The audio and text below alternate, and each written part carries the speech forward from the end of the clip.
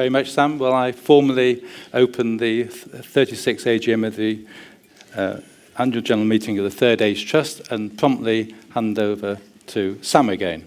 Okay. So can you all hear me? Yes? No. Can you all hear me now? Great. So I'm going to give you some of the statistics that you need at the beginning of the conference. So we have 256 U3As represented at the conference. We have 180 U3As with voting representatives in the hall. We have 233 voting representatives who hold 452 votes in the hall. 22% of total U3As carrying 21% of the possible votes. In 2018, we had 152 U3As represented carrying 384 votes in the hall. In terms of proxy votes, we have 154 U3As proxying 321 votes to the company secretary. That's me. Giving totals of 330 U3As with 759 votes engaging with the vote process, 31.6% of U3As carrying 35.6% of the available votes. Ian.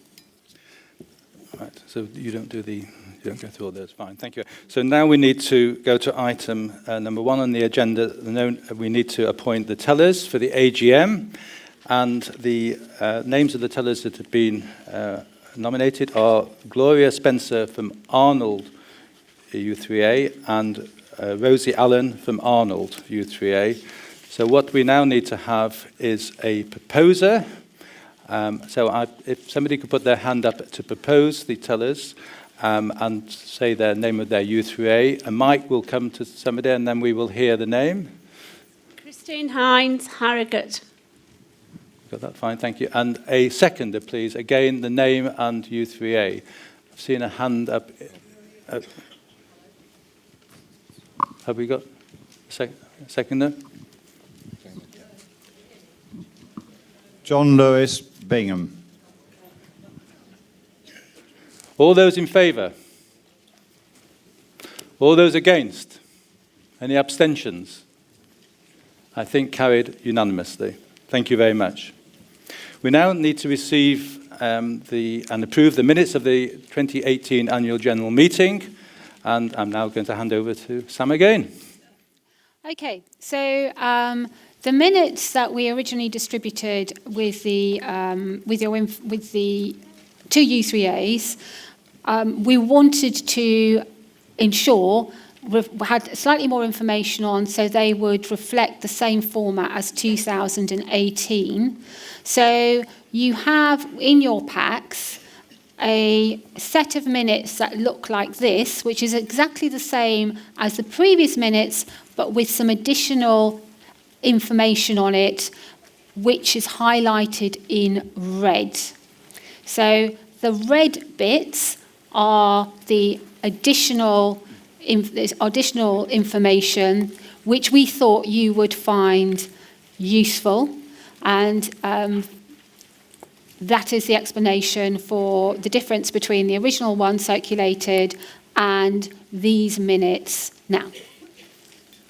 Okay, so the resolution before you is to approve the minutes of the Annual General Meeting of Third Age Trust held on the 30th of August 2018. Now, Sam, as Company Secretary, has received proxy votes for 298, against 0, and abstentions 23. So now we need to go through the same process again of the proposer of this resolution. So if somebody could put their hand up, give their name and their U3A to propose the resolution, please. Got one here. Thank you.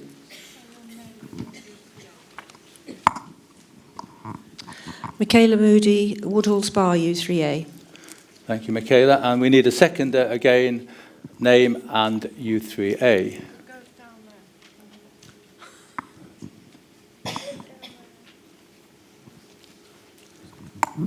It's Jacqueline Hampshire, Mansfield U3A. Right, we have that. Thank you very much. So all those in favour of the resolution? All those against? Carried unanimously. Oh, so abstentions, sorry. Any abstentions? Oh, I see one hand go up, I think. 2 hands go up. 4. Any more than 4? 5. Right. Abstentions, 5. Thank you. So the resolution is carried. Thank you very much. So the next item on the agenda is my report. Those that know me well, particularly my wife, know that I tend to do things at the last minute. And on Saturday morning, I thought, I've got to prepare this report for the AGM, and the weather is so nice, I'll go and sit in the garden. And I started to draft it out. I got halfway through, and I thought, this is so boring, I can do so many things. What I'm going to do is I'm going to ring up Richard and Hilary and say, for God's sake, do my report for me. But then I remembered a story of the chairman of a board of a big company who, on a Friday afternoon before a bank holiday weekend, suddenly was told by his secretary that he had to give a major speech on the Tuesday morning after the bank holiday. He'd had planned a very active bank holiday weekend. He thought, I'm not going to waste my time doing this. So he dashed out into the office, saw one of the graduate trainees, and said, I need to give a speech on Tuesday morning. Draft it out for me and I'll pick it up on Tuesday morning. And he went off and enjoyed himself. He came back on Tuesday morning, went up to the graduate trainee and said, have you got my speech? I've got to go and deliver it. Yes, sir, here it is. Stood in the podium like this, started to read it. Page 1, wonderful. This guy is very, very good. Page 2, so excellent. 3, turned to page 4 and it was blank. He said, you're on your own now. I've gone to enjoy my bank holiday weekend. So I continue to sit in the deck chair and compose this. So it gives me great pleasure to present my first annual report to members. In my first Third Age Matters column last September, I said that incoming chairs normally outline their aims for their period of office. For me, it has been easy, as delivery of the development plan will define my term in office. And I have Pam to thank for this. Don't know where she is, because she asked me to start on this development plan, and she started in the way that I always start, and I'm sure a lot of you do when you want somebody to volunteer for something. You say, it won't take you very long. It's not very involved. Don't worry. 2 years later, and a lot of work, we have now come into the next stage, implementation of the plan. And last year's AGM, I did announce the results of the consultation with members, and I outlined how we were going to try and implement it over the last year. The recommendations of these groups were approved by the Trust Board in July. The chairs of the first 3 groups that were announced, their proposals were presented to the members on Tuesday, and the details of the 4th one, supporting the movement working group, will be presented by Sam this afternoon. I have to say this, the Trust is indebted to the 4 working group chairs, Sal Cook, Hilary Jones, Ed Link and Sam Morga, for producing what are very detailed and complex recommendations. Sorry, Sam, could I have some water at some stage? Sorry, thanks. Starting to get quite parched. Recommendations over the last 9 months, members will see that they are very deep and have great breadth. And I'm sure that those people that have heard the proposals on Tuesday will be impressed by the effort and time that's gone into them. I gain great satisfaction out of the fact that at least half of the members of these working groups are ordinary U3A members. Thank you very much. Lovely, thank you. They have provided us with experience gained in their many fields during their working lives, and we would not have the plan without their contribution. To have had commercial consultants produce the plan would have been far beyond the Trust resources. In addition, any consultants would not have understood the true nature of this organisation. They would not have been sensitive to our requirements. One of the first issues was the Raising the Profile working group was our name. As reported at the conference last year, this was by a long chalk the most frequently raised issue during the previous year's consultation with members. From the beginning of the discussion, the board decided that it would not be recommending to a future AGM that the legal name of the movement be changed, as suggested by some members, to the Union of Third Ages or the Universal Third Age. Such a change would ignore the legacy of our founding members, be very divisive, and incur legal costs, as over 1,000 U3As would have to change their name to one on which, in any event, it would be difficult to achieve a consensus. However, the Trust does recognise that when trying to reach the UK's population of 10 million third ages, the word university can deter new members who would be willing to join a U3A if they fully understood the benefits of membership. In order to address this long-standing issue, been in articles in TAM, letters in TAM, for years, as long as I've been a member, so in order to hopefully put to bed this long-standing issue, the board has decided, as you heard on Tuesday, to brand the movement simply as U3A, with a strapline of learn, laugh, live. Okay, Ed? Although the Trust's future publicity will be branded in this way, the strapline University of the Third Age can be used when promoting the movement to bodies such as government agencies, universities, research organisations, or other charities. It is hoped that this simple message will result in the wider public associating the letters U3A with continued learning into the third age of life within a stimulating and socially friendly environment. In the autumn, after this AGM, the implementation of the development plan's recommendations will begin. Some of the proposals will be introduced in the next few months, others within the year, and the more complex and capital-intensive ones during the next 2 years. In the Treasurer's report, Richard will provide details of how the Trust intends to fund the development plan recommendations. I'm sure that many of you are thinking, why is the Trust spending so much time, effort, and money on the medium-term development plan? Although the number of U3As and members continue to grow, the rate of growth is declining. In all our lifetimes, we have all seen apparently well-established and healthy institutions, charities, high street shops, voluntary organisations, media organisations suddenly decline and disappear from the face of society. They all failed because they did not adapt to the trends in a changing world.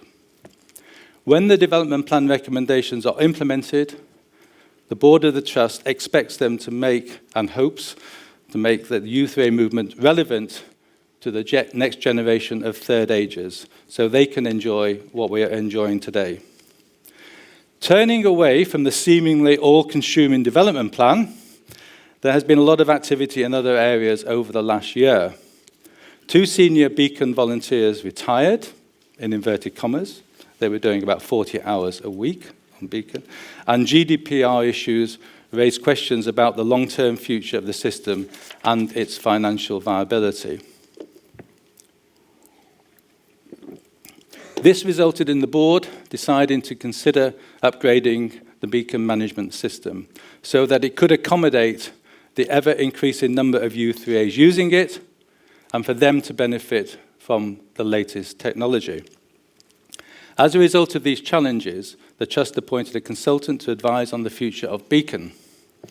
In December last year, Sam and I wrote to nearly 300 U3As using Beacon and to the wider membership who were not using it, and advised them that the Trust would accept the consultant's recommendation to seek a commercial solution to the provision of a membership system fit to meet the medium-term requirements of U3A committees.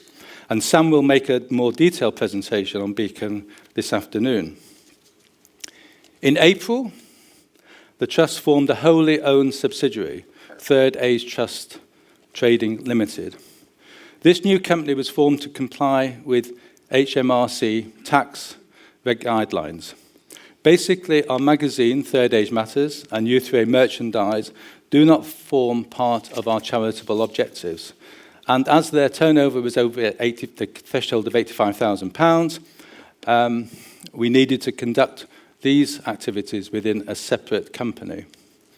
One consequence of this development is that the Trust is now able to conduct commercial activities on behalf of its members within the trading company. Before and during the conference, some of you have completed the survey on possible future commercial products. We need to know what you think. We're not going to rush into anything. We have to get feedback from members as to what they feel the Trust might want to consider, or the trading company consider, in terms of commercial products. And I will make a short presentation, and it will be short, about 5 minutes at the end of the session this afternoon on the trading company, and I will announce the results of the delegates' response to this survey. Next month, the survey will go out to all U3As, committees, for them to complete. I appreciate that it's not easy for a committee to actually to fill in a survey and get the views of all their members, but perhaps they'll try and communicate it down to your members and get some feel of the sorts of things that the Trust might want to consider. So, most importantly, the Trust could not function without the support it receives from a variety of committees, working groups, and volunteers that work so effectively in a variety of areas. With so many Trust volunteers working across the UK, it does seem invidious to single out individuals for particular attention. However, without members stepping forward, as you all know in your U3As, forward to take on leadership roles, our movement would not exist at all. Overseeing all the Trust's operations is the Board of Trustees, comprising 9 English trustees and 3 from the devolved countries of Northern Ireland, Scotland and Wales. I personally thank the 12 regional trustees for their hard work for both their U3As in their region and at a national level for the Trust. They are truly an impressive group of very dedicated members. And particular mention today needs to be made of the 3 regional trustees standing down. Rosemarie Bradley from Northern Ireland, Ed Link from Scotland, and Elizabeth Porter from the North East. To the 3 of you, a very big thank you on behalf of myself and the board, and the very best in your second retirement. In addition to the regional trustees, there are 3 officers, including myself.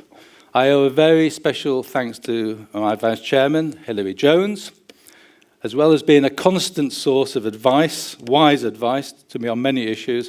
Hilary has chaired the Development Committee, as well as being chair of one of the 3 development working groups, planned working groups, developing the movement. In addition, she has chaired the Network Link meetings twice a year. This is one of the initiatives I developed under Pam's chairmanship. And now representatives of 70 U3A groupings, networks across the UK, meet with the Trust twice a year to discuss issues of mutual interest. The next meeting is in October in Manchester, and Hilary is hoping that this location will encourage the northern networks to attend. And I'm particularly hoping that the date will coincide with a home match for Manchester United at Old Trafford. I'm anxiously waiting to see the draw of the League Cup. These meetings are now established within the U3A calendar and are proving to be a valuable communication and channel between the grassroots of the movement and the Trust. Richard Tier, our new treasurer, has quickly come to grips with the Trust's finances and has very effectively chaired the Finance Committee.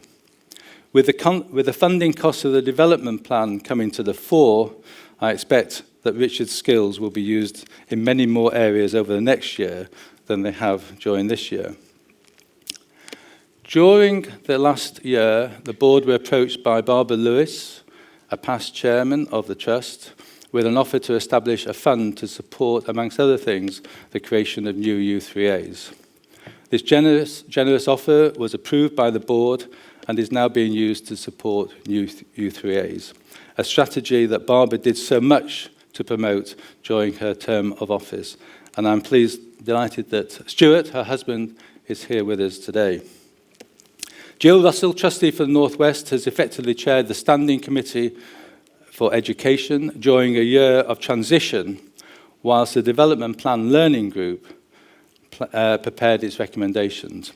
After the AGM, the SCE will be renamed, more appropriately we feel, the Learning Committee. This new committee will have a very broad remit covering all areas of education and within the Trust. I've been very fortunate that Jeff Carter, trustee for the East of England, took the chair of the Governance Committee from me last year. At the last AGM, there were comments about the avalanche of policies and governance paperwork coming from National Office and landing on business secretaries' desks.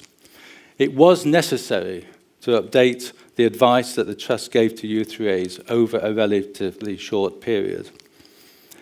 I'm pleased that, as we did forecast last year, the flow of documents has been much reduced. I hope you feel that that's the case. If not, please let me know. And we hope that that trend will continue.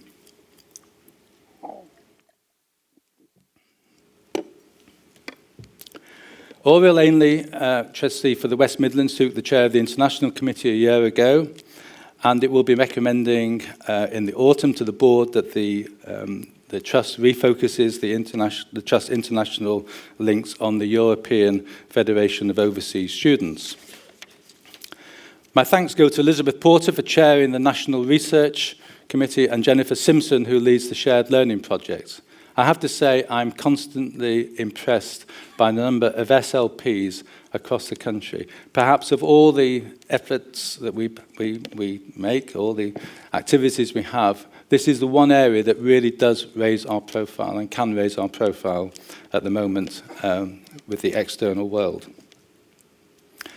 They provide members with the opportunity to participate in short-term research projects with museums, universities and art galleries, and I think they give a lot of satisfaction to many, many people that have this extra dimension of learning available to them. This activity goes to the heart of our mission to continue learning into the third age of life, as well as very effectively raising the movement's profile. It's very thirsty work, this. Jill Nichols and her U3A Plus committee provide U3As with important advice on making their activities inclusive to members with a variety of disabilities. The Trust will have a new committee after the AGM, the Communications and External Affairs Committee. Members have heard much during the last 3 days about one of the development plan's key recommendations, raise the profile of our movement. Ed Link and his working group members have been very energetic in making the proposals that were announced on Tuesday. And I'm delighted that Ed has agreed to chair this new committee and to oversee their proposals over the next year and to implement them. Although Ed stands down, as I mentioned before, as trustee for Scotland, the Trust is fortunate that it will continue to have the benefit of his forward thinking and energy. And last but not least, we thank the nearly 300 Trust volunteers who ensure that this complex machine runs smoothly and to whom the Trust owes a very big debt of gratitude. Volunteer roles include beacon, proofreading, and you possibly don't realise that all the documents that go out of National Office are proofread by members. That's why they have such a high quality. But there's one thing I picked up in Third Age Matters. If you look at it, there's a little item on the first page, and it says, if I can read it, proofreading, Anne Pocklington. So a member proofreads Third Age Matters. I've tried to speak to Anne, I've tried to speak to all the people that are involved in various activities within the Trust. I've failed to speak to her, but this is true U3F ethos. One person, I don't know even which U3A she is until I speak to her, but she proofreads Third Age Matters. So we have proofreaders, we have regional support teams, research ambassadors and coordinators, science events, organisers, subject advisors, summer school tutors and organisers, TAM editorial board members, trust volunteers for new youth raise and troubleshooting. All this volunteering is coordinated very effectively by the advice and volunteering team in National Office. And the board recognises all those members who contribute their time and effort to a vast range of volunteer roles, including, I've upped the number since Sal put 40,000 last time, so it's now about 40,000 interest group leaders and approximately 10,000 Youth Raid committee members across the movement. In recent years, as I've mentioned previously, the Trust has tapped the vast reservoir of talent that exists within membership of over 400,000 members. Look out for adverts in TAM in September requesting more members to assist the Trust in various aspects of its activities, looking for very specialist skills. It won't involve very much work at all. Supporting the board and its committees is our CEO, Sam, and her National Office staff. We should be reassured that the Trust has a very competent CEO. I know that the advice Sam gives members on Charity Commission guidelines and UK legislation is of the highest quality. And of course, supporting Sam are the National Office staff.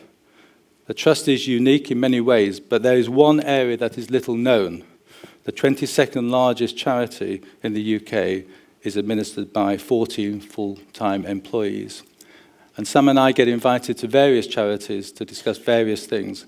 And we go into these plush offices in big buildings in central London, and we see 80 people sitting there. We don't quite know what they're doing, but we look at them and think, goodness me, they're running a charity that's possibly smaller than ours on this number of people. So the AGM is the opportunity to show our appreciation to this small band of dedicated and hardworking people who ensure that events across the country run smoothly, such as this one, and also they present very many other examples of the professionalism within National Office. And I think particular recognition today has to be given to Fran Walton for her work in leading the conference team today, and I did show my appreciation on your behalf, and you did yesterday at the dinner. Last night, Francis Beckett was our after-dinner speaker, and I took the opportunity to say a few words about Francis's time as editor over the last 20 years. Francis, we wish you well in your well-deserved retirement. We hope that you will have more time for writing more books and plays. Well, I think you said you possibly weren't going to do too much in that area. As well as joining one of the many youth rays in North London. Don't offer to be their newsletter editor. Okay. In February, TAM will be in the capable hands of Joanne Smith. Joanne has long experience on national papers and magazines, and we look forward to seeing her plans for TAM in the future. Joanne is with us in Nottingham, and I hope that many of you have had the opportunity to speak to her and to let her know what you want to see in TAM in the future. In my experience, there's no doubt there are nearly as many views and opinions on the concepts of TAM as there are readers. Members are not backward at coming forward on the question of our house magazine. However, there are some facts that cannot be ignored. The circulation continues to rise. At over 250,000 readers, it is one of the major circulation magazines in the UK. And our advertising agency regularly advises that in the magazine sector, and this is all important, it is viewed as a high-quality, professional magazine that remains very attractive to advertisers. And as Francis said yesterday, he is in the unique position of having to turn, or the agency is in the unique position of having to turn away advertising. The separate issue of sources that existed 3 times a year was discontinued in February and is now within 5 issues of TAM in the centre spreads. And an online version of sources is also available. Sources Online was launched last year, and this allows us to put a lot of material that Francis was not able to include into third age matters.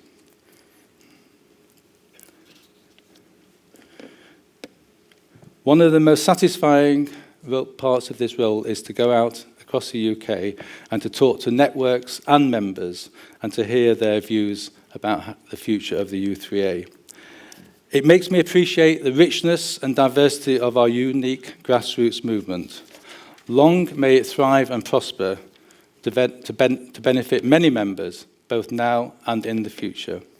In presenting my annual report, I thank you for your attention, and I look forward to meeting as many of you as possible in the tail end of this conference and in the current year to come. Thank you very much.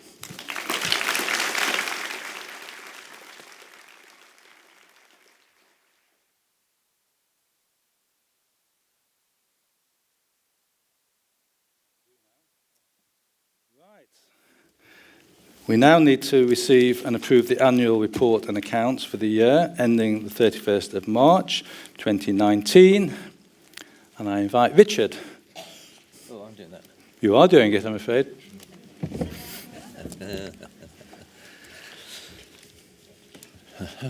And there was I thinking my workload was going to drop slightly. Good morning, fellow U3Ers.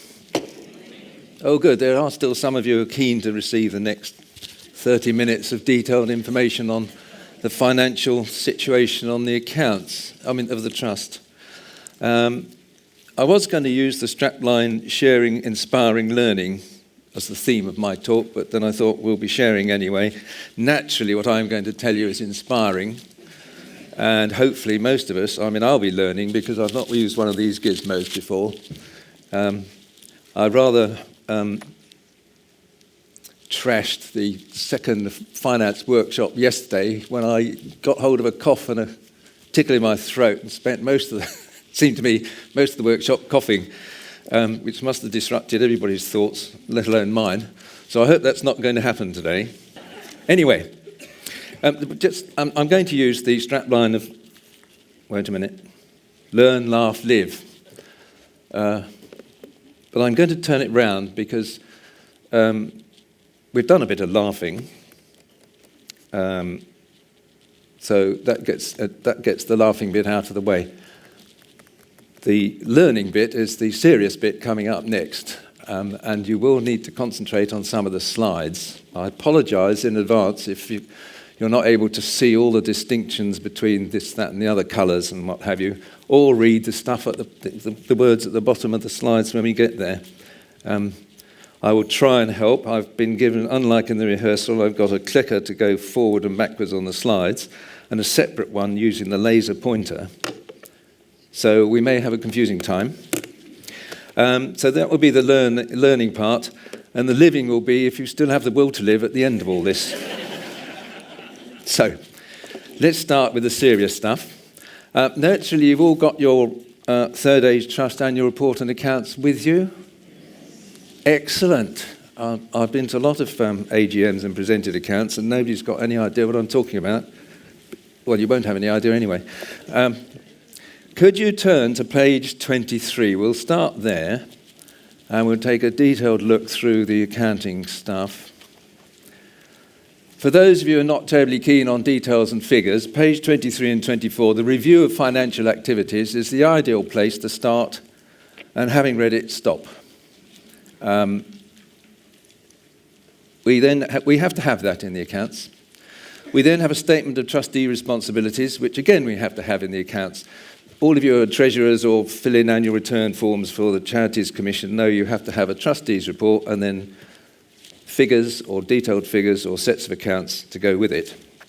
So naturally, you all read those. So 25, turn to page 26 and you'll find 3 U3A members apparently learning how to use cameras. And then the interesting bit for me, I'm a chartered accountant. I was in practice for many years and I've audited loads of limited companies' accounts and I still independently examine charity accounts. Now, I'm not asking you to read the auditor's report. When I was in practice, I'm in my retirement, aren't I, supposedly. The auditor's report was a one-page document. and it didn't have all this other information that the auditors are now required to report on, like are we being detrimental to the environment or things like that. So they no longer report just on the figures. So as a sort of change from what I was used to, and naturally we've had to get used to this change in the professional world. I don't know why, it's professional people who are driving it, they should know better. That will grow. The one bit that remains the same is the bit under the use of our report on page 29 that says, to the fullest extent permitted by law, we do not accept or assume responsibility to anyone other than the charitable company and the charitable company's members as a body for our audit work, for this report, or for the opinions we have formed. And what we need, of course, is an unqualified audit report, which is an opinion they've just expressed. It is an unqualified audit report, and believe you me, if we didn't have an unqualified audit report, we'd have a serious problem. However, that's fine. Turn to page 30, and you'll see we've got 5 columns of figures and loads of information coming up. You'll be does anybody recognise what this is? The pie chart's close, yes. A pie. It's actually a quiche Lorraine, but I was using it to demonstrate that perhaps we should demonstrate the figures instead of going through them line by line in the accounts, which obviously nobody wants to do, and hopefully very few of you have done them, so we get few questions, or done that. I thought we'd do pie charts, but no, bar charts are a lot better.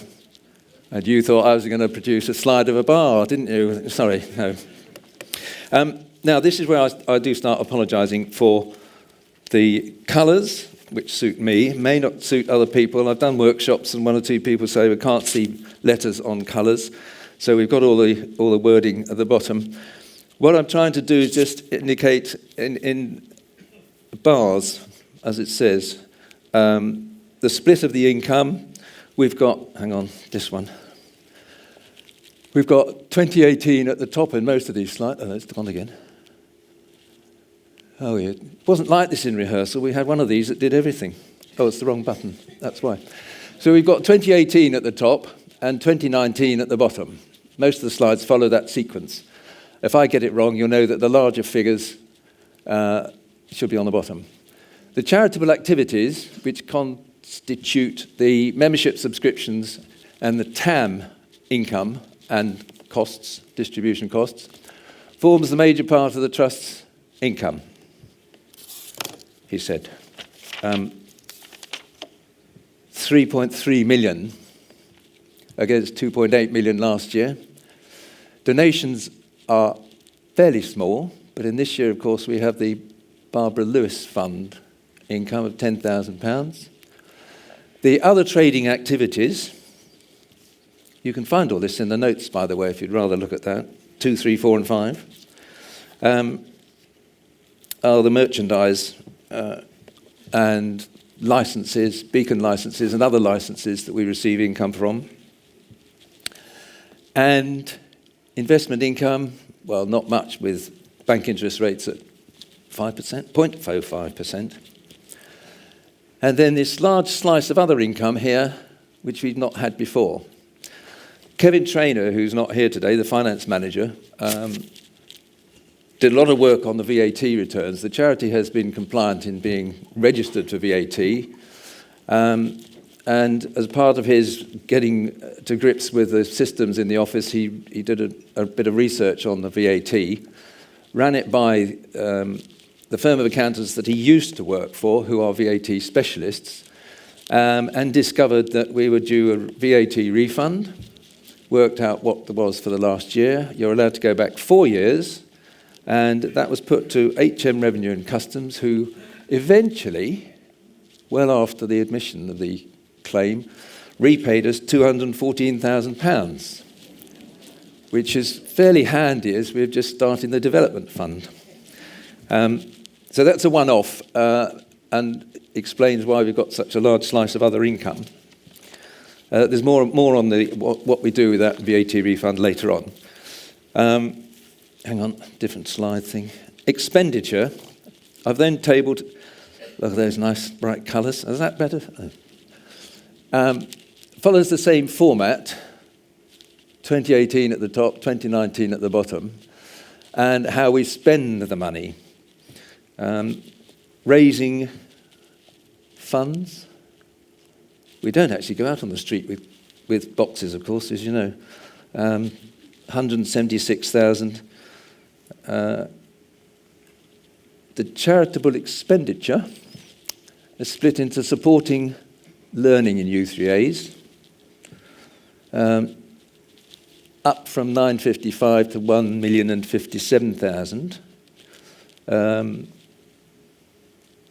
and providing advice and support for U3As as included in that figure. So that's the split of the 1 million. Odd. Facilitating the growth of the U3A movement, still in there, and then raising the profile of the U3A movement. Now, hopefully my intention of doing this was that you can see the relative movements of the various expenditure costs, which, being an accountant, to me, is much easier than looking at figures. I don't like figures.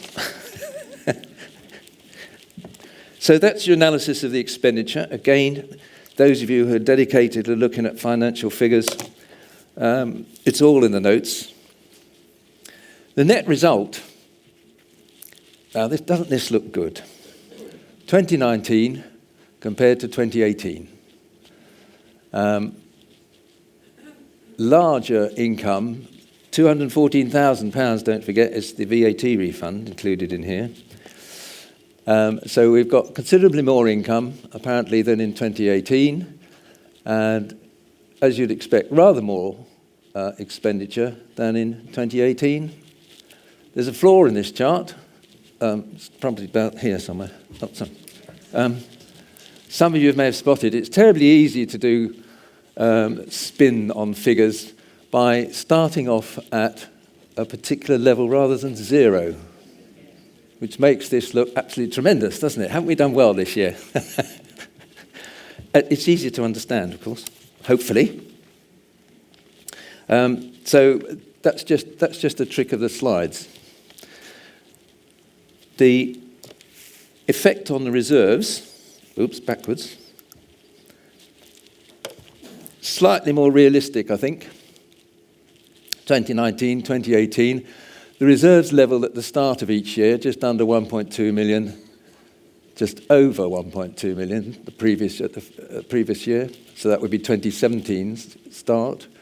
The income for the year, we've made a surplus this year compared to the small deficit the previous year.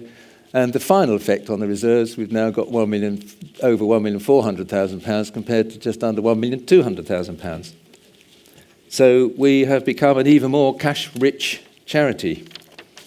And cash-rich poses a problem, doesn't it, as much as it helps us.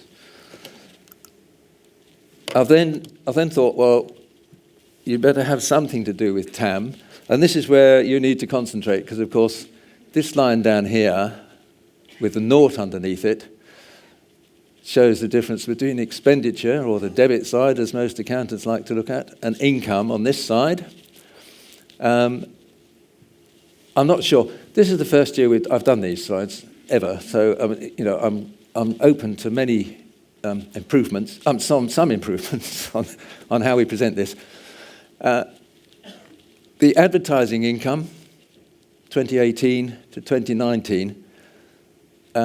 Even Landmark, the advertising agents, were a bit surprised at the amount of advertising we did get in the last year, and they don't really know why. Other than, of course, we know that TAM is such an excellent magazine. I suspected there might be some problems to do with the political uncertainty, but they weren't able to help us on that. And concentrating on the income side of things, the income from the distribution costs increased slightly, rather more people taking TAM than before, I suspect. The expenditure side reduced, 2018, down from 594,000 to 593,000. Not a lot, you might say. we would expect the expenditure to go up principally because paper costs have been rising over the last few years. However, Kevin and others in the National Office found that if we changed the weight of the paper, we could save quite a lot of money, and so we did. So the actual costs of production remained much the same. The distribution costs in here, 583 rose to, did they? Oh yes, they did. Sorry, it's deceptive, isn't it? Because the yellow line here almost stops in line when I'm looking at it. Sorry, I'd love to look at this big. This is bigger than my television at home. I'd love to look at this, but the pointer doesn't work there. So. The expenditure costs, distribution costs, it's a bit annoying because we have to budget in terms of recovering distribution costs based on figures that come to the trust in January of each year. So when the post office determine what their rise is going to be, we don't necessarily know, and it's estimated, by then, we don't necessarily know until March, I think, the actual costs of what they're doing with their postal charges. And Whistle, who are the people who benefit most from distribution, because they take the magazines from the publishing company to various post offices, which is quite simple, obviously quite expensive in terms of vehicles and things. And the post office then have the dreary bit of actually delivering the mail to individual houses. That one would expect those to go up anyway. Whistle didn't increase their charges as much as they could have done. Oh, hang on, sorry. So, the net effect for TAM was, of course, that in 2018 we had a deficit which seems absolutely enormous of 120,000. Well, of course, that is enormous in its way. But because of the cost saving on the paper, principally, and the additional advertising that we had not anticipated, we ended up with a small surplus for the year. And obviously, looking ahead towards the budget for the current year and future years, the budgets are based on the fact that we want TAM to be self-funding, if not giving us a surplus. That's the whole desire of everything to do with balancing the books. We then end up on the balance sheet, you'll be pleased to hear, I'm not sure how long I've been going and what time we've got left. Again, divided between liabilities on this side and assets on the other side. The assets split. The tangible assets are the fixtures and fittings and computers, not a very large sum. The debtors have risen mainly because in 2019 the V80 refund, although we thought it was coming in, had not been received at the 31st of March. So it's raises this figure considerably over last year. Other debtors are where we are mainly prepayments, where we've received income in the 31st of March that relates to the current year. Licenses owed to us, rent and storage, and the other things in there were prepaid, the deposits for the conference, this conference and other events. So that will vary according to when or not we pay deposits on things on the conference. So although it looks large, I mean, most times you'd look at a set of accounts and think, oh, hang on a minute, what's happening? The debtors have gone up, somebody's not doing their job. The principal amount was the VAT refund. Now, bank balances, despite our best efforts, have gone up slightly. That's even with the 0.5% interest. Creditors over here, these are mainly insurance payments due. We pay a commission to Landmark, so we actually have receipts from them and then the commission against. Rent we owe, audit fees, and other bills that hadn't been paid at the 31st of March. And that takes us on to the reserves. 2018, all the reserves are what are called unrestricted general reserves. In other words, the trust can use the reserves for whatever policy or item we think we need to spend the money on. restricted reserves, of which there's a very small amount here, are the Barbara Lewis Fund, because that is restricted by the terms of the donation to help U3A startups. So we cannot use that for anything other than that U3A startups and help. The unrestricted designated is a contradiction in terms almost.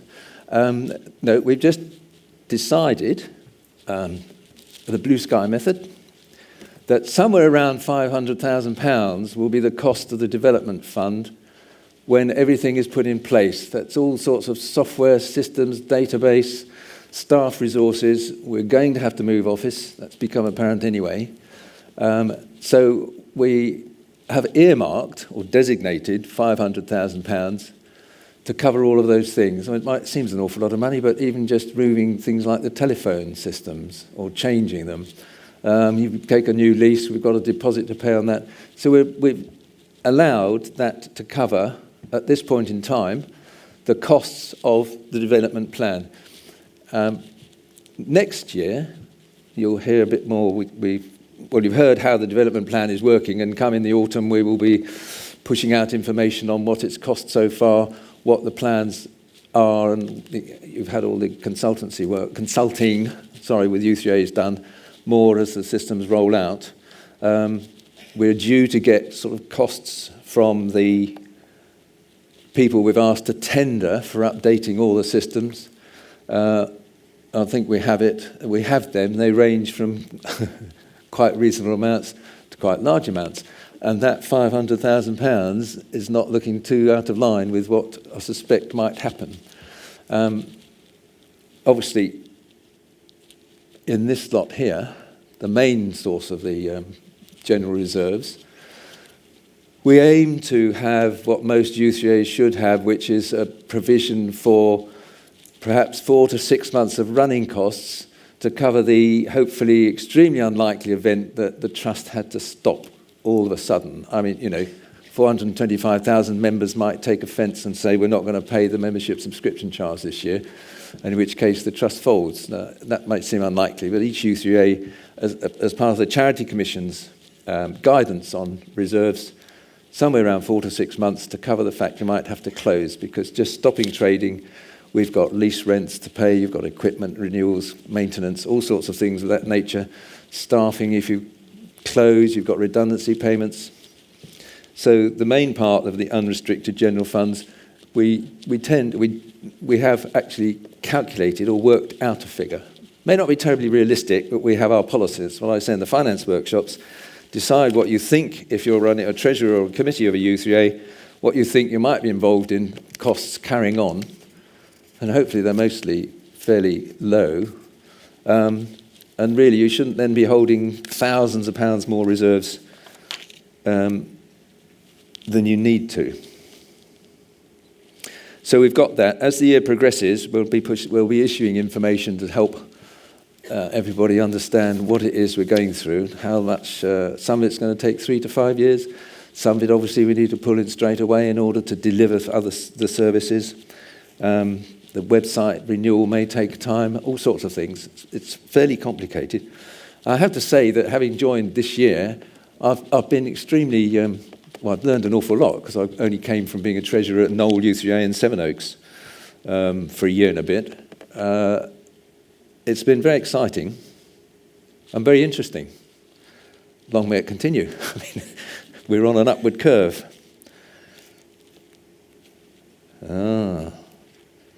Oh, wrong clicker.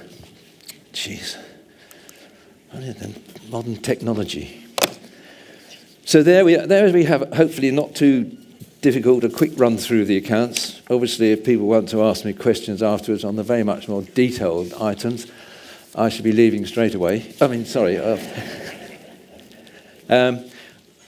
Just before we do this, can I go on about just fill in a bit more about the development fund and the budget, which is in the pack with you.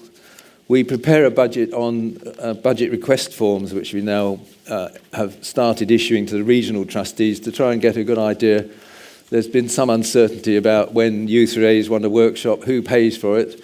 So we've tried to tighten that up with a changed expenses policy and asked for budgets. So this is the first year they put in requests, and we'll see how that's running. It'll give us a better idea.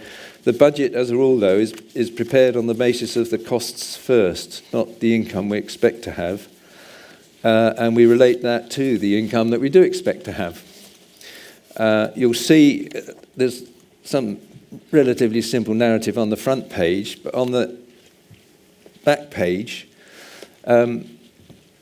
what I've done is put the budget and actual for 2018-19, so you've got how the results compared that we've just been through with the budget that was set, well, presumably February a year ago. The budget we prepare is prepared in February or March. So there's an awful lot that can happen between then and now, and then and the end of the year, because we can't take account, obviously, of all sorts of uncertainties, political ones mainly just now. And you'll see that the right-hand, if you've got the budget with you, the two right-hand columns, we've got headed for the budget for 2019-2020 has a group column and a trading company column. Now, to clear up any confusion, the group, I don't want to get into too many accounting terms, we will have to produce what is called a consolidated set of accounts. We will prepare individual accounts for the trust and for the trading company, which we're now required to do. The accounts you're going to get at the end of next year will have a consolidated set of figures, and that's the column-headed group. That will include the results of the trading company and be therefore comparable to last year's budget and the actual income we've had now. So the budget's prepared with a total a small deficit of £14,000. Now, of the income and expenditure that's in the consolidated accounts, you can then see the income and expenditure that has had to be moved into the trading company for VAT and HMRC purposes. So that just separates out what has to go into the trading company. We're required, under the tax laws, to ensure the trading company does not make a loss. No, we prepare these accounts on the basis the trading company is going to make a profit, a profit. It can make a profit. We can make a surplus. So, as Ian said, we're going a bit cautiously about what we do in the trading company. We know we've got TAM in there, and the merchandise, and providing we get the feedback from U3A members as to what merchandise we want, we could obviously greatly increase the income. The object of doing the merchandise is as a service, and principally is not profit making. But that also has to we do have to wipe our face and make a profit. So bear with us on that from the people who don't understand accounts. I'm not saying, you're not accountants, maybe you don't understand. I don't quite understand that. It's taken me years to work some of these things out, particularly accruals and prepayments methods. Terrible. So if we could take questions. One from each U3A, please, in case there's loads of U3As.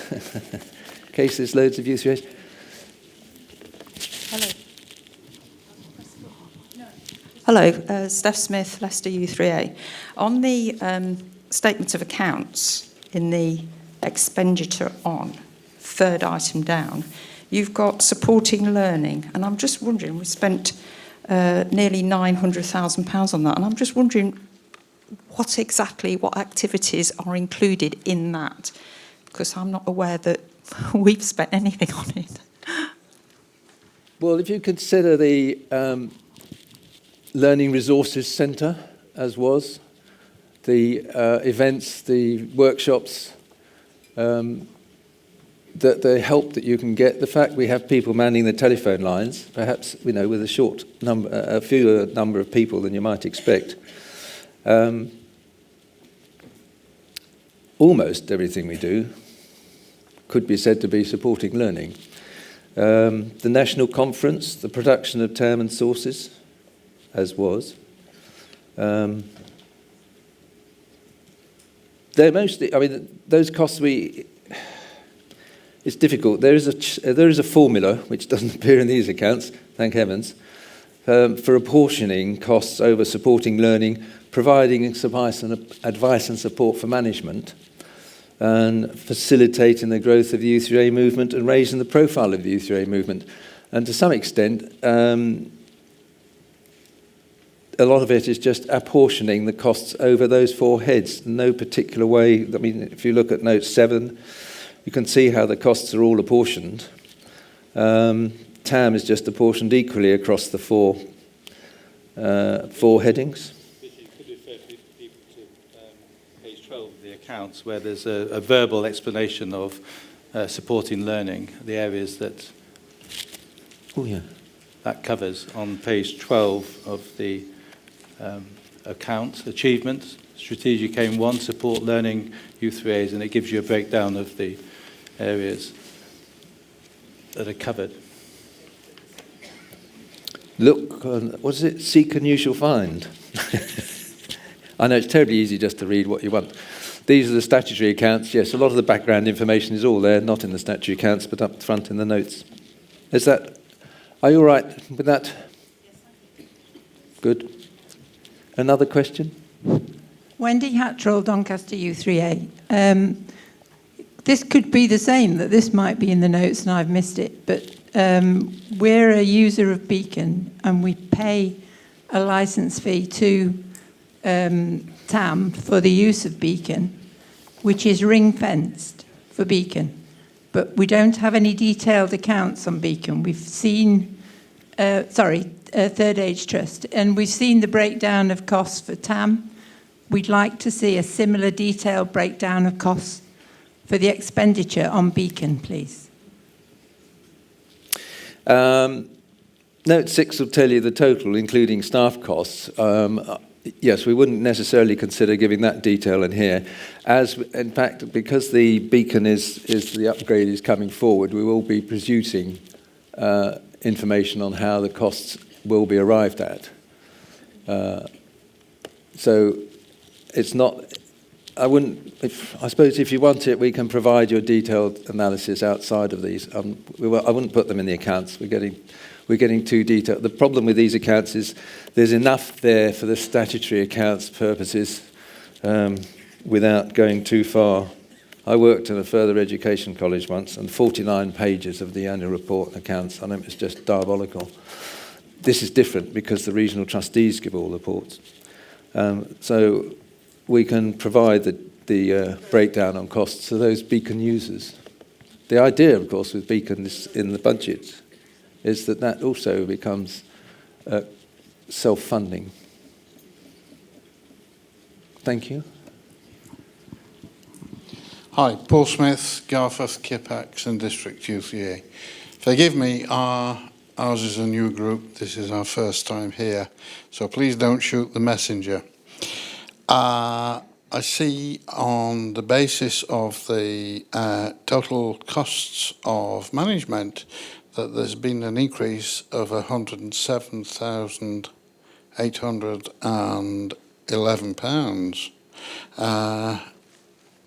Is there any explanation for the rather large increase one year on the next? And is that, fill me in then, where have you found that figure? In the report. Yeah, okay. You wrote the report. Yeah, no, I was looking at where I was trying to get the idea of which page you're looking at. Staffing is a big problem in terms of we've got very few staff. There have been quite a few changes and quite a few people take it on. Am I answering your question? It's going to increase. With Sam, who's been here, 3 years, and Kevin, the accountant, finance chappie, who's been here 2 years, I think, have done an awful lot of work in putting in systems and procedures and all this sort of thing to try and simplify things. And we're obviously part of the development plan is to automate a certain amount of this stuff. The staff do an awful lot of work they perhaps shouldn't be doing. And gradually that's coming to light, and as we go on, we will increase the numbers so that we become more effective. I understand people's concerns about the fact that we're spending more on staff. The quid pro quo is, are the Trust giving the services to the U3As, the level of service to the U3As that we all expect? And to a large extent, apart from mechanisation, if that's the right word for IT, automation, systems to carry out routine tasks, we still need the human element, and that's going to increase. At the end of the day, I think I'm hedging. We've got to get this what the Trust provides up to a level where we could all be happy that the service we've got is right. And despite the work that's been done, there's plenty still to do. So expect an increase next year, please. If I could just say, add something to what Richard said. Can you hear me now? Okay, just to add something to what Richard has said, absolutely correct. Over the last couple of years, I mentioned that the staff levels of 14 equivalent of full-time people, and I think about 11 or 12 a couple of years ago. And so these 18 figures, some new staff were taken in, some existing staff took on extra hours, and so they account for that increase. Additional staff and existing staff coming on in second half of 2018, coming into 19 fully. And as I've said, you cannot run an organisation of this size and complexity without having the quality staff and the numbers, and that increase reflects that situation. How are we doing for time? Well, take some more questions. Yeah. No questions?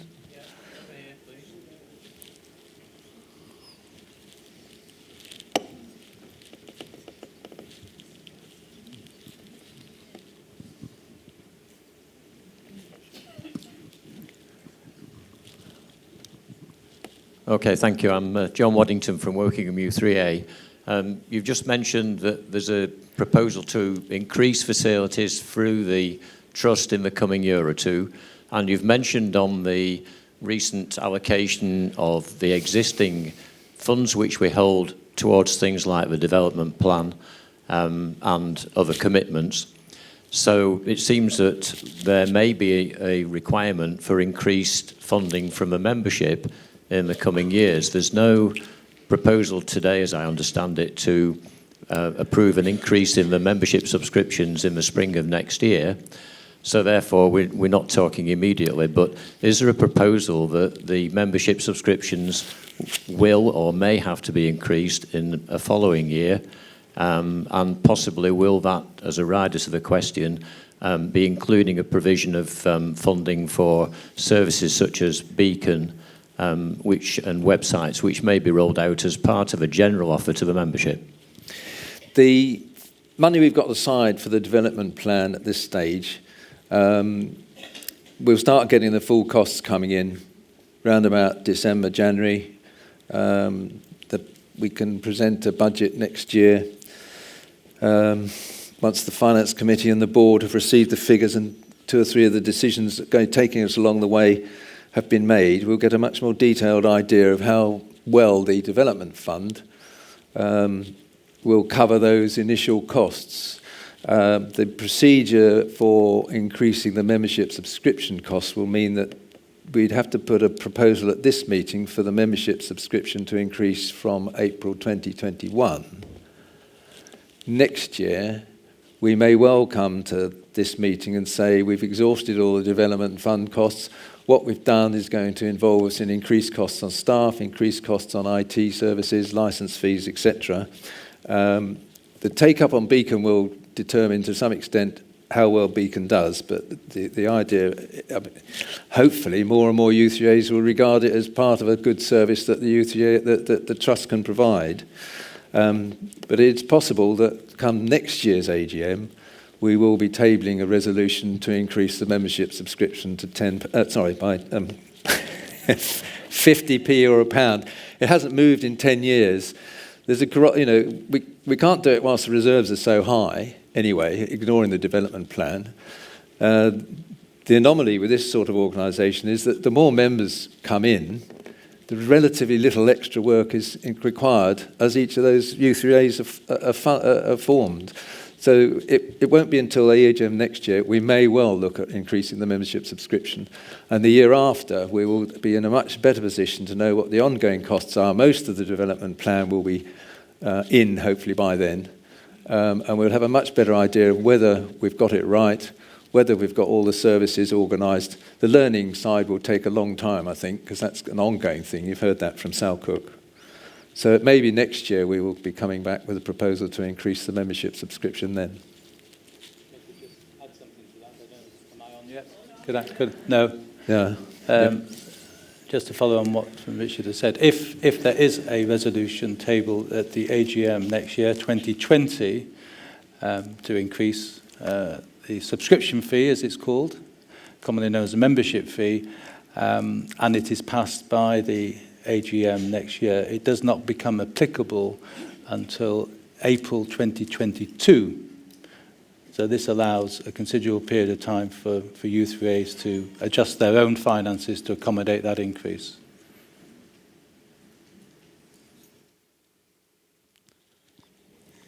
Sue Stokes, Barnsley U3A and Yorkshire Humber trustee. It's not a question, it's an observation. The cost of staff at National Office is worth every penny, and I hope that's endorsed by conference.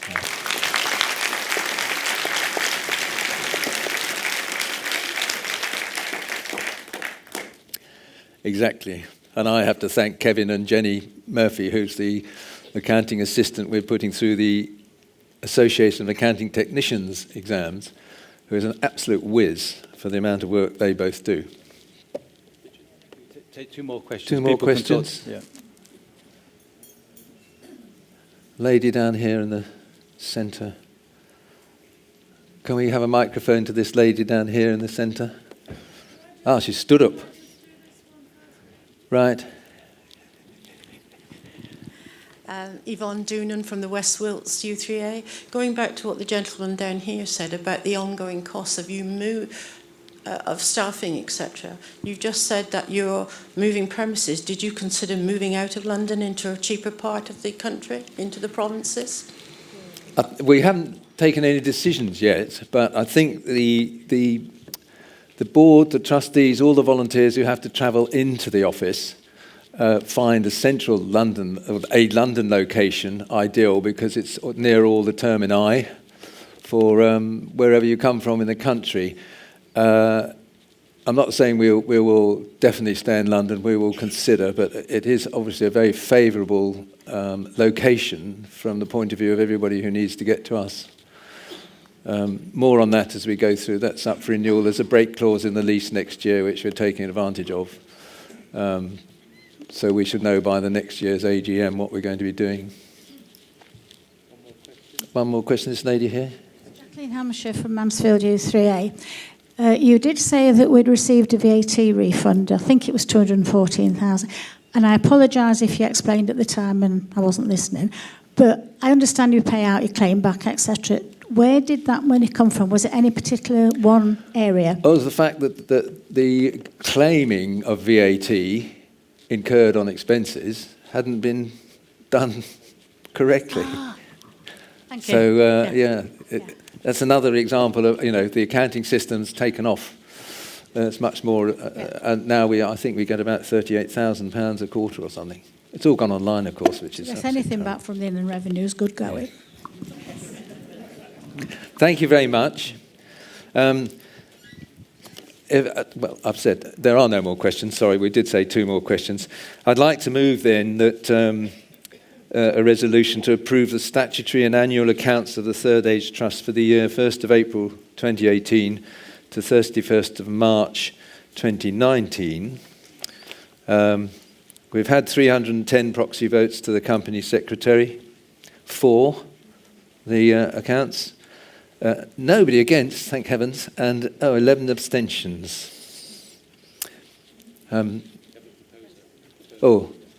Could we have a proposer, please? Gentleman right up. Oh, look. One or two.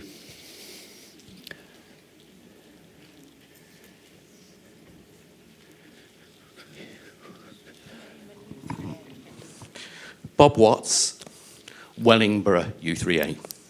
Thank you. And a seconder? Don't be shy to raise your hands. There's one or two, just they can't see. There's a lady up there. Frank Bailey, who is a Lady gentleman up here. Frank Bailey, Ripon District, U3A. Thank you. All those in favour? Aye. Any against? Any abstentions? Thank you very much. The next resolution is to appoint Hayes McIntyre LLP, which stands for Limited Liability Partnership, as the auditors, and to authorise the Board of Directors to set the remuneration. So the resolution is to appoint Hayes McIntyre LLP as the auditors for the Third Age Trust for the year 1st of April 2019 to 31st of March 2020. We've had proxy votes in favour for 310, against 1, and abstentions of 6. Can we have a proposer, please, for the appointment of Hayes McIntyre for the auditors for the next year? Yes. Anne Thomas, Rugby U3A. Thank you. And a seconder? Over here. It's wizard this, isn't it? Nice quiet procedure. Julia Batty, Malmesbury and District U3A. Thank you very much. And all in favour? Any against? I shouldn't say any, should I? Say all against. And any abstentions? No, thank you very much indeed. Can I just, if you've still got the will to live, I was going to put this in the last section at the front. I have a favourite T-shirt. I was told I shouldn't wear this for the whole meeting because it's being streamed. But I thought, I did tell you I'm useless at figures. I don't know if you can all see that. Because I am right 97% of the time. Who cares about the remaining 4%?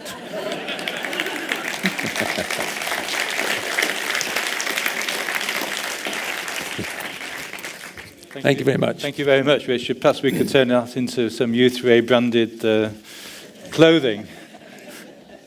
Thank you very much. Right, so we move on to item 6 on the agenda to announce the appointment of the 5 regional trustees to serve as ordinary directors.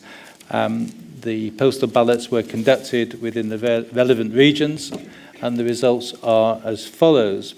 East of England was uncontested, and as a result, Jeff Carter is elected as the regional trustee for the East of England with 117 votes. Similarly, in the Northwest, an uncontested election, and so Jill Russell is elected with 78 votes. And thirdly, in the Northeast, another uncontested election with Sandy Rickaby being voted in with 32 votes. We did have 2 contested elections in 2 regions. First one in Northern Ireland. There were 25 U3As in Northern Ireland with 45 eligible votes. As you know, this is dependent on the size of the U3A, the number of votes they get.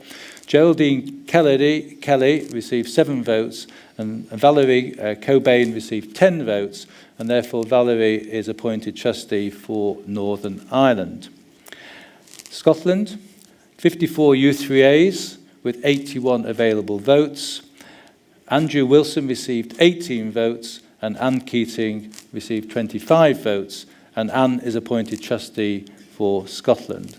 And my congratulations goes to all 5 really newly elected trustees onto the board. Right, we move now on to item 7 on the agenda, which is to vote on a special resolution 1, and I will read it out. I think it's good order to do so, and then I'll just give a brief explanation as to why we're asking you to vote on a special resolution. The membership of Third Age Trust at the AGM on the 29th of August 2019 hereby resolves to change the wording of clause 19.1 of the Articles of Association of the Third Age Trust to: candidates for election to the board as ordinary elected directors must be nominated from within a region's U3A membership in accordance with such procedures as the board may from time to time adopt. The proposed election to the board of any candidate so nominated may only be voted on by appointed representatives from U3As within the region in question. Voting will take place by means of a postal ballot, and then wording is being added, or electronic ballot with a number of votes for each U3A as specified in Article 17.1. And this is really just to tidy up the new articles. This is something that was overlooked a year last March when we had the EGM in Birmingham to approve the accounts. And the reason for this proposed amendment is to bring the process of electronic regional voting for regional trustees into line with the process for electing officers, which already allows for electronic ballots. So it's to make it consistent, so that the election for officers is consistent with that for regional trustees. Don't think we have any questions on that, do we? Are there anybody having a particular problem with that? Fine. So we have had proxy votes to Sam, 310, against 1. I'd love to know who my... and abstention 7. So, I need a proposer and their U3A name for that.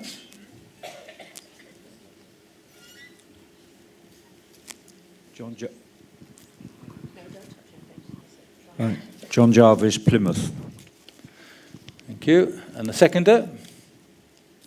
Maria Gabrielle Cheek, Ravenshead. Thank you very much. All those in favour? All those against? Abstentions? Carried. Well, thank you very much. That formally closes the AGM. And thank you very much. Just...